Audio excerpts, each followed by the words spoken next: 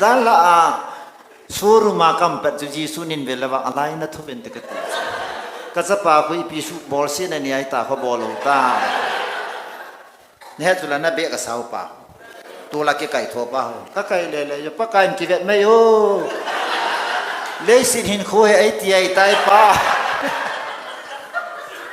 nó hết so cái bol này hình ven vô bác cái women society này bol nói hỏi cả hình ven cái bà ta khác cái ai các cái chuyện gì luôn này hết trong phía sau đó các cái tao cái tổ hết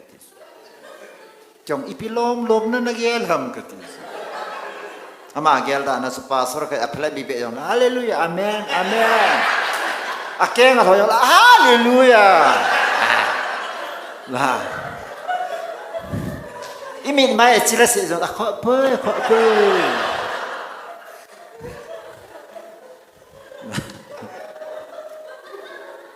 asi nó chỉ cho na cái mà na cái hình số cái tuần đã bông bông na ba cha vậy nè nhà sự kiến nông lệ đi ngay cái cú thôi cái mà na cái khám đồ cái phát sinh là vậy cái nó mấy bol đàn cái thip cái gì mà hay ta lâu dài nó mấy bol đàn cái thip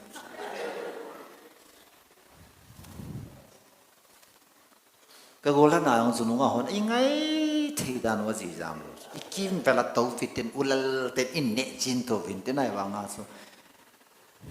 in nệ pi thì ngã số ý cả số tìm thấy đã là thu imo ngai tho ai ba izi dinga khat sa nom lo ha dan na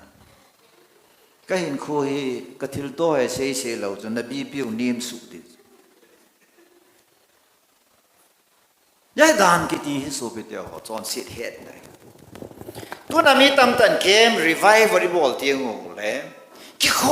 kholen na chon sit na ki kholen Prisa tam zon ke sejo ke onka ke patti lai chu kana sejo ke holta na so se no phungta na so se no paten ke kelta na newa pana na bin na maya haga bin nan sula pi de pakai Yesu hi vanuli sin na chon se ho khola hong lo pe chu